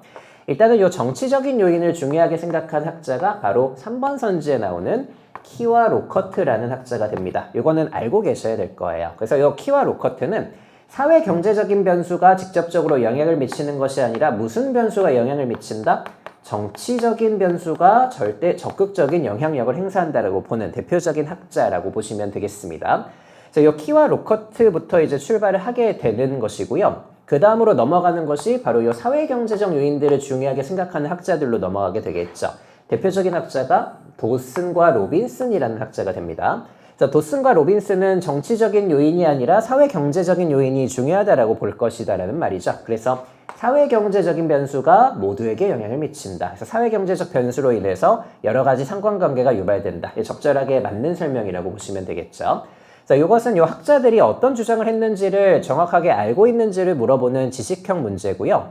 이 주제는 내년도에도 출제가 용이할 거라고 보진 않지만 그래도 우리가 9급 정도에서 가볍게는 물어볼 수 있을 거라고 봅니다. 그래서 이 정도 수준에서 준비만 잘 해두시면 되니까 정치적인 요인을 중요하게 생각하는 학자들, 사회경제적인 요인을 중요하게 생각하는 학자들 이렇게 잘 구분해 두시면 되겠고요. 그리고 마지막으로 나오는 요 루이스와 백이라는 학자들은 둘을 결합시키는 유형이라고 보시면 돼요. 그러니까 혼합을 시켰다라고 보시면 되겠죠. 행정학이 이런 이제 그 행위들을 자주 합니다. 극단적인 두 가지의 경우가 있고 둘을 혼합시키는 경우들이 있다라고 보시면 되겠죠. 자, 사회 경제적인 변수도 영향력을 미치고 정치 체제라는 것도 영향을 주지 않는 것이 아니라 영향을 준다라고 보는 둘을 이제 짬뽕시킨 학자들도 있겠죠. 둘 모두 중요하다라고 보는 루이스와 백이라는 학자들도 있겠구나. 자, 순서대로 이렇게 내려가시면서 정리하시면 또 그렇게 어려운 주제는 아닐 겁니다. 이 정책 결정 요인론은 이 정도 수준에서만 잘 정리를 해두시면 되고 너무 깊이 있게 보실 필요까지는 없는 주제니까 강약 조절을 잘 해두시면 좋을 것 같습니다. 이 정도 수준에서 우리가 이제 학습을 했다라고 생각하시면 좋을 것 같아요. 그 다음에 이제 19번 문제부터 또 들어가 보도록 합시다. 자, 이 19번 문제는 이제 전형적인 유형이죠. 우리가 공직부패의 유형을 물어볼 때는 뭐가 제일 중요하다? 유형 간의 비교가 중요하고 헷갈리는 두 가지 개념을 바꿔가지고 출제하는 거에 집중을 하시면 정답을 1번으로 아주 쉽게 골라내셨을 수 있으실 거예요. 자, 우리 이 일탈형 부패라는 게 등장하면 뭐랑 비교하셔야 되냐면 제도적인 부패하고 비교를 해두셔야 됩니다. 둘은 상반되는 개념이기 때문입니다. 자, 우리 제도적인 부패는 아예 그 부패가 관례화되어 있다라는 표현이 들어가는 것이고요. 제도화되었다라는 그런 표현이 들어가는 것이고 일탈형 부패는 그 정도까지는 아니에요. 일탈형 부패는 우리가 단속을 제대로 하기는 하지만 아주 일부의 경우에만 뭐 단속을 하지 않는 이런 식의 사례들이 많이 등장을 하고 있죠. 그래서 이게 제도화되어 있는지 이례적인 것인지를 가지고 판단을 해두시는 그런 문장이라고 보시면 되겠고 여기 보시면 이 급행료라는 일종의 수수료입니다. 이런 이제 수수료를 당연하게 요구한다라고 되어 있죠. 당연하게 요구하면 일탈형이겠어요? 제도적이겠어요? 제도적에다가 잘 연결을 시켜 놓으시면 됩니다. 그래서 제도적 부패는 항상 그렇다라는 얘기를 담고 있는 문장이므로 일반 선지는 둘을 바꿔놓은 그런 이제 표현이라고 보시면 되겠습니다. 그리고 나머지 것들도 뭐 옳은 문장이긴 하지만 제가 비교 포인트만 좀 잡아드리자면 이번에 요 권력형 부패라는 것도 있을 수 있겠죠. 정치나 고위공무원이 하는 것들을 권력형 부패라고 하는데 저런 고위공무원이 아니라 이제 일선 집행관료들이 하는 생계형 부패라는 것도 있을 수 있습니다. 그래서 이 두 가지를 뭐 바꿔내진 않지만 둘이 대립되는 개념이다라는 걸 확인을 해두시면 되겠고요. 그리고 3번의 요 사기형 부패라는 것은 이게 거래 당사자가 있는지 없는지에 해당되는 그런 구분이라고 보시면 되는데 사기형 부패는 비거래형 부패라고도 보죠. 이거는 나 혼자서 사기를 저지르는 것이기 때문에 그래서 비거래형 부패하고 이게 왔다 갔다 하는 뇌물을 주고 특혜를 주고받는 이런 식의 거래형 부패를 비교하시는 것도 좀 필요하고요. 그리고 4번은 관용 정도에 따른 구분이고요. 색깔에 따라서 백색 부패, 회색 부패, 흑색 부패 세 가지를 구분하시는 거 이거 기본적인 논점이 됩니다. 그래서 백색 부패는 그 정도는 부패가 아니다라고 대부분 관용을 베푸는 것이고 흑색 부패는 그건 다 부패라고 인정을 하는 부패인데 회색 부패는 중간지대입니다. 그러니까 어떤 집단은 처벌을 원할 수도 있지만 어떤 집단은 처벌을 원하지 않을 수도 있는 그런 부패를 중간지대의 회색 부패라고 표현을 하는 것이니까 색깔 구분을 잘 해두시면 되겠습니다. 항상 제가 말씀드리지만 유형은 비교를 잘 해두셔야 돼요. 그 두 가지, 세 가지 중에 이제 하나씩을 바꿔놓는 그런 포인트들을 잘 준비를 해두시면 시험장에서 문제를 정확하고 빠르게 풀어내실 수 있게 되십니다. 좋습니다. 자, 이렇게 이제 확인해 두시면 되겠고, 자, 그 다음에 20번 문제 가볼게요. 20번 문제도 우리가 행정학 공부하시는 분들이라면 기본기로 잘 갖고 가셔야 되는 것이고요. 여기 이제 1번에 사바티어하고 마지메니어는 항상 이제 제가 암기 잘 해두셔야 된다고 말씀드리는데, 하향식 정책 집행을 주장한 대표적인 학자가 됩니다. 시험에 굉장히 많이 나오고요. 우리 하향식 론자들은 결정된 바대로 집행이 되어야 된다라고 보는 거잖아요. 그래서 이렇게 집행이 되기 위한 효과적인 정책 집행 조건에 관심을 기울이게 됩니다. 우리가 결정된 바대로 집행이 제대로 되려면 조건이 안정적이고 명확하고 단순해져야 되는 것이거든요. 요거를 설명하는 게 이제 첫 번째 문장이라고 보시면 되겠고, 정책 집행을 위한 요 조건에 집중을 한다. 여기에서부터 이제 하향식 론자들을 잘 떠올려 보시면 되겠고, 정책 결정은 인과적으로 타당해야 된다. 그러니까 목표와 수단에 명확한 인과관계가 있어야 집행자들을 설득하면서 아주 안정적으로 운영이 될 수 있다는 그런 표현이라고 보시면 되겠고, 법령도 명확해야 되고 정책 지침도 명확해야 된다는 이런 식의 표현들이 다 연결이 되는 겁니다. 그래서 이게 이제 타당한 인과 이론을 갖고 있는지, 법령이 명확한지, 정책 지침이 명확한지 이런 것들이 다 뭐가 된다? 집행을 하기 위한 체크리스트들이 된다라는 거예요. 그래서 이런 것들을 잘 지키면 결정된 바대로 집행이 잘 되더라, 이런 느낌이라고 보시면 되겠죠. 자, 근데 이 하향식 론자들은 이제 놓치고 있는 게 뭐냐면, 결정된 바대로 집행되는 건 좋은데 이 집행 과정에서의 자율성은 배제한다라는 거, 요거 이제 잘 알고 계셔야 되겠죠. 그래서 우리가 일선 집행 관료들이나 대상 집단의 전략 같은 이런 식의 대상 집단의 재량이라든지 일선 관료의 재량 같은 것들을 파악하기가 어렵다라는 것, 그리고 과소평가한다라는 것, 요게 이제 문제가 되기 때문에 거꾸로 올라가는 상향식 론자들은 요 자유를 굉장히 중요하게 생각한다라는 것 다시 한번 좀 기억해 두시면 되겠습니다. 자, 그래서 여기에서는 사바티어와 마지메니어 요거 지식적으로 잘 결합하시면서 문장을 읽어 두시는 연습들을 잘 해두시면 되겠죠. 가볍게 확인을 잘 해두시고요. 그 다음에 21번 문제 가보도록 합시다. 이 문제는 이제 정보기관의 공개제도, 그러니까 그 공공기관의 정보공개법과 관련되어 있는 법령 문제고요. 여러분들 이 법령 문제는 제가 다시 한번 말씀드리지만 모든 조문을 알고 들어가실 수는 없습니다. 그리고 여기 나와 있는 조문들이 일회적인 조문들도 굉장히 많고요. 이 조문들을 암기하는 것에 집중하시지 마시고 어떻게 하시라? 이 법령을 읽는 연습들을 많이 해두셔야 돼요. 자, 그래서 수업 시간에 제가 많이 강조를 드리는데 이 법령은 아주 지극히 상식적인 업무 매뉴얼이기 때문에 잘 읽어보면 그 안에 체계가 있고 합리적인 어떤 그 시스템이 있다는 걸 잘 기억해 두셔야 됩니다. 그런 감각을 갖고 문장을 읽어보시면 이건 이상한 조문이다라는 느낌이 드실 수 있으셔야 된다는 거예요. 이 21번 문제는 일단 지식적으로 우리가 좀 체크하거나 기출된 선지들은 일단 뭐 제거해낸 다음에 남는 선지들 중에 가장 문제가 되는 것 같은 것을 골라내는 이 연습을 해두시면 좋을 것 같고요.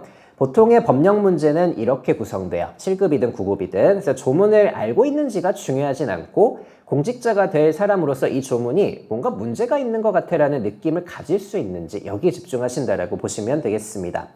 그래서 이 훈련을 좀 해보기 전에 일단 지식을 먼저 좀 확인을 해두셔야 되겠죠. 1번 선지 한번 가보시면 이 공공기관 정보공개법은 좀 독특하게 조례부터 제정이 되게 됩니다. 그래서 우리가 일단은 헌법이라는 규정이 있단 말이에요. 헌법에 알 권리가 있기 때문에 이걸 기반으로 조례가 먼저 제정되고 청주시에서 조례가 먼저 제정되고 그 다음에 정보공개 법률이라는 게 제정이 되게 됩니다. 이게 독특하기 때문에 가끔씩 물어보기도 하고 알고 계셔야 되는 배경 지식이 됩니다. 자, 그리고 이번 선지는 계속 이제 출제되는 논점이죠. 우리가 기본적으로 이 정보공개 제도는 국민들이 청구를 해줘야 돼요. 국민이 청구해서 공개하는 시스템이라고 보시면 되는데 특정 정보는 또 별도의 청구 없이도 공개를 해줘야 되는 것들도 있습니다. 그래서 우리가 그 정보 공개를 정기적으로 해야 된다라고 규정하고 있는 그런 정보들도 있거든요. 그런 것들은 청구를 하지 않아도 별도의 청구 없이도 사전에 공개해야 될 정보도 있다라는 거 3번 정도 출제가 됐던 포인트고 다시 한번 출제가 되었다라고 보시면 되겠습니다. 그리고 이제 3번하고 4번 같은 것들을 실제로 읽어낼 수 있는지가 중요한 것이고요. 여러분들 이 3번에 네거티브 방식이라는 행정학의 지식을 활용해서 이 문장이 적절한지를 구분해내시는 거. 이 정도는 이제 우리가 해두실 수 있으셔야 되겠죠. 자, 우리 네거티브 규제는 뭐였죠? 네거티브 규제는 규정되어 있는 것들만 예외로 삼고 나머지 것들을 원칙적으로 다 포함하는 그런 식의 이제 네거티브 규제라고 생각하시면 되는데, 우리가 이 비공개 대상 정보와 관련해서 정보공개법에 비공개 대상 정보와 관련된 목록들이 있단 말이에요. 이 목록들은 비공개를 해야 되겠죠. 근데 이 목록들을 제외하고는 모든 정보는 다 공개한다라는 것이 바로 네거티브 방식이 됩니다. 그래서 적혀져 있는 것들만 금지하는 것이고 적혀져 있지 않은 것들은 모두 공개해야 된다라는 거. 이게 네거티브 방식이 되겠죠. 그래서 이것을 네거티브 방식이라고 읽어내시면 되는 것이고요. 이런 방식을 네거티브 방식이라고 표현한 문장은 처음으로 출제가 되었습니다만, 그럼에도 우리는 읽어내실 수 있으시도록 평소에 훈련을 해두셔야 됩니다. 그래서 이걸 지식으로도 잘 접근하셔야 되지만 그 지식을 버무려서 문장을 읽으시는 거, 요거는 기출문제들을 여러 번 읽어보실 수 있는 그런 훈련을 많이 해두셔야 되니까 평소에 고민을 좀 해보셔야 될 겁니다. 자, 그리고 그러면 이제 4번 선지가 남는데, 자, 요 4번 선지는 처음으로 출제된 문장이고 앞으로도 나오진 않을 건데 4번 선지가 문제가 된다라는 걸 파악하실 수 있으셔야 돼요. 자, 우리 요 비공개 대상 정보가 포함이 되어 있다라고 되어 있죠. 요 비공개 대상 정보가 포함된 경우라면 이 공공기관이 정보 목록을 공개를 해줘야 될까요? 그러면 안 되겠죠. 우리가 비공개 대상 정보가 포함되어 있다면 그 부분을 제거하고 공개를 하든지 아니면 아예 공개를 하지 않던지 이런 식의 조치가 합리적일 것이다라는 생각이 드실 수 있도록 여러분들이 문장을 잘 읽어보시면서 훈련을 좀 해보시면 되겠습니다.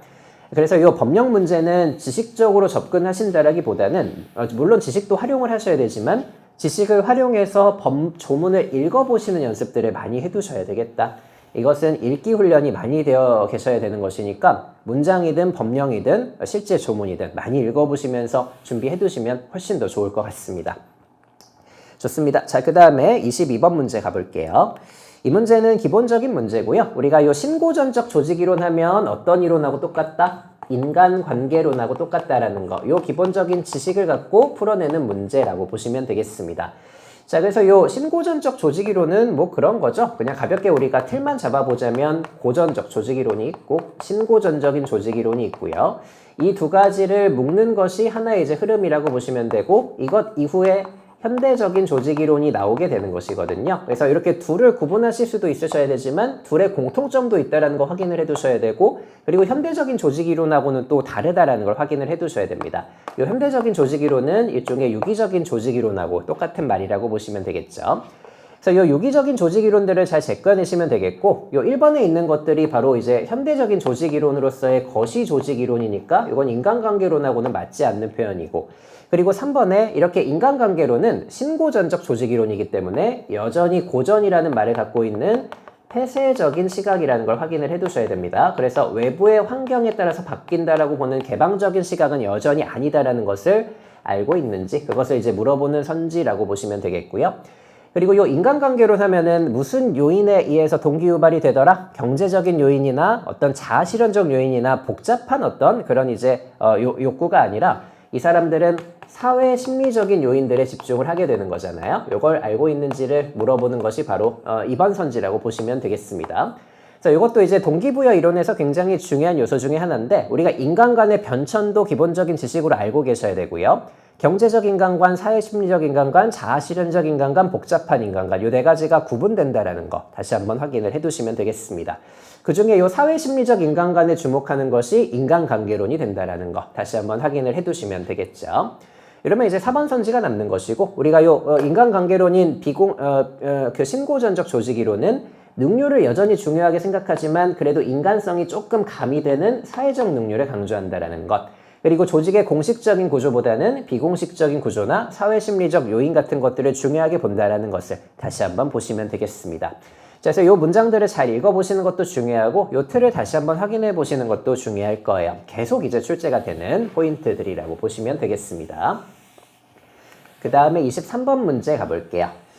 자, 여러분들 요 23번 문제랑 24번 문제 두 가지는 다 이제 지방 주제들인데, 이 두 가지 주제는 사실 이제 국가직 7급만 준비하시는 분들은 조금 이제 생소한 주제들이 있을 수도 있습니다. 왜냐면 23번하고 24번은 지방자치론, 7급 선택 과목인 지방자치론에서는 기본적인 주제로 다루는 그런 내용들이 되거든요. 그래서 그래서 지방자치론을 배우셨다면 두 문제를 아주 수월하게 푸셨을 수 있으실 것 같고, 안 그러셨으면은 약간 까다로웠을 그런 문제가 되는데, 그래도 이 두 문제는 해결을 좀 하실 수는 있으셔야 됩니다. 우리가 기출문제들에서 힌트들이 좀 있기는 있거든요. 23번 문제 한번 가보시면, 이 문제는 이제 지방자치단체 종류별 사무 배분의 기준이라고 되어 있고, 이 논점도 잘 알고 계셔야 됩니다. 우리가 기초자치단체에게 배분을 해야 되는지, 광역자치단체에게 배분을 해야 되는지, 이게 사무의 성격에 따라서 좀 달라진다라는 것이고요. 예를 들면 뭐 4번 선지부터 한번 가보시면 이렇게 국가랑 시군 및 자치구가 기초자치단체가 되니까 국가와 기초자치단체 간의 연락조정의 사무는 누구의 사무로 준다? 광역의 사무로 준다라는 이런 식의 이제 사고방식 또는 논점들을 잘 파악해 두셔야 되겠고, 또는 기초자치단체가 처리하기 어려운 업무들이 있겠죠. 이런 업무들도 마찬가지로 광역자치단체 사무라고 보시면 되겠습니다. 그래서 2번하고 4번 같은 것들은 둘을 구분하는 논점이라고 보시면 되고요. 물론 이 둘이 완벽하게 갈라지는 건 아니에요. 실제로 지방자치법을 보시면 이렇게 공통된 사무들도 규정을 하고 있고, 규역, 조직, 행정관리 같은 이런 일반적인 내용들은 굳이 구분하지 않고 이제 공통된 사무라고 보시면 되겠습니다. 자, 근데 이제 1번 선지 가보시면 여기 이제 그 숫자 논점이 하나 들어가 있고요. 여러분들 이 문장을 정확하게 모른다라고 할지라도 우리가 몇만 이상의 대도시의 특례가 들어가는지에 대한 기본적인 지식을 갖고 계셨으면 1번 선지를 골라내셨을 수 있으실 것 같은데, 기본적으로 우리가 요 시라는 곳이 그 기초자치단체로서의 시가 되는 거잖아요. 요 도 아래에 있는 시가 되는 것이니까 대표적인 게 뭐 경기도 성남시 같은 곳들 생각을 해두시면 됩니다. 이렇게 경기도 성남시처럼 어떤 그 도 아래에 있는 시가 있을 때 이 성남시의 인구가 몇만 이상일 때 일종의 특례를 부여할 수 있는지, 그 특례 조항이라고 보시면 되겠고, 우리 요 몇만 명이라고 배우죠? 50만 이상의 시에 대해서는 특례 조항이 들어간다라는 거. 이건 예전부터 있었고요. 그리고 최근에는 100만 이상의 대도시인 특례시에 조금 더 특례가 들어갈 수 있다는 것도 확인을 꼭 해두셔야 되겠습니다. 성남시는 인구가 90만이거든요. 그렇기 때문에 50만 이상이기 때문에 경기도가 하는 일 중에 일부를 직접 처리하게 할 수 있다는 이런 특례 조항이 들어가게 됩니다. 그래서 50만 이상이라는 기준은 기본적인 기준이니까 이걸 가지고 풀어내실 수 있으셨으면 좋을 것 같고, 알아두시면 좋은 포인트 중에 하나가 됩니다. 그리고 7급 지방자치론 준비하시는 분들은 이 정도는 스무스하게 읽어내실 수 있으셔야 돼요. 그리고 이제 24번 문제도 가보도록 할게요. 이 문제도 7급 국가직에는 처음으로 출제가 됐는데, 사실 이 문제도 7급 지방자치론 준비하시는 분들이라면 아주 가볍게 풀어내셔야 되는 주제고요. 그리고 이게 국가직 7급에는 처음 나왔지만 사실 2년 전에 9급에 한번 출제됐던 논점이고 주제입니다. 그래서 그 문제를 잘 정리하셨으면 풀어내셨을 그럴 문제가 되니까, 혹시 놓치셨던 분들은 문제 중심으로 이 지방자치의 역사, 이 지방자치의 역사는 다른 게 아니라 항상 우리가 지방자치는 지방선거의 역사라고 보셔도 됩니다. 결국 자치한다라는 게 내가 직접 뽑는다라는 것이니까요. 이 지방선거의 역사는 어느 정도는 흐름은 좀 잡아두실 수는 있으셔야 될 거예요. 문제를 가지고 좀 확인을 해보도록 합시다. 1번 선지 가보시면 우리나라는 1949년도에 지방자치법이 제정이 되었고요. 첫 선거는 1949년이 아니라 1952년도에 첫 선거가 치러지게 됩니다. 1952년에. 1952년에는 제가 이제 세모를 가끔 이제 쳐드리는데, 이 세모라는 것은 모든 사람에 대한 선거가 이루어지진 않았다라는 거예요. 지방의회 의원에 대한 선거만 이루어지게 되고요. 그리고 지방 선거는 보통 4년마다 이루어지니까 그 다음에 1956년에도 절반 정도의 선거에 그치게 되는데, 이제 4번으로 내려와 보시면 이 1960년이 바로 장면 내각이 들어서게 되면서 4.19 혁명 이후의 장면 내각에서는 우리가 의회 의원 선거도 하고 그리고 지방자치단체장 선거도 하는, 그러니까 모든 선거가 다 이루어지는 그런 이제 완벽한 선거가 이루어졌다라고 생각하시면 되겠습니다. 자, 여기 보시면은 근데 시장이나 도지사 선거는 실시되었으나 시흥 면장 선거는 실시되지 않았다라고 되어 있죠. 이때는 모든 선거가 다 실시되었다라는 이런 식의 흐름은 좀 갖고 가시면 좋을 것 같고요. 그리고 1960년대 이렇게 지방선거 잘 했는데 유신 정권 들어오면서 박정희 정부 그리고 전두환 정부 요 사이에는 지방자치가 실시가 되지 않다가 1991년도에 노태우 정부 때 부활을 하게 됩니다. 그래서 이게 이제 중요한 그런 선거가 되겠죠. 근데 부활을 하지만 여전히 모든 선거가 치러지진 않아요. 그래서 요 세모를 제가 꼭 쳐드리는데, 지방의회 의원들은 선출을 하지만 지방자치단체장의 선거는 직접 실시가 되지는 않고요. 일종의 간선이라든지 아니면 대통령이 임명하는 이런 형식으로 치러졌다라고 보시면 되겠습니다.